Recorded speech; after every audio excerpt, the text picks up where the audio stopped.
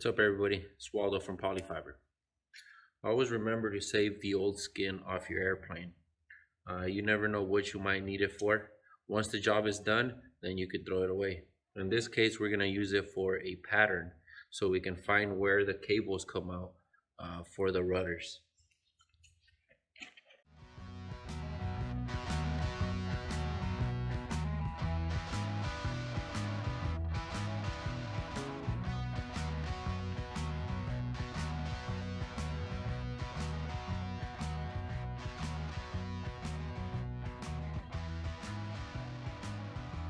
So throwing the old skin right when you take it off, bad idea.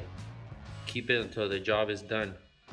You can even hang it in your hanger if you want it for decoration. Remember that. Save the skin until the job is done.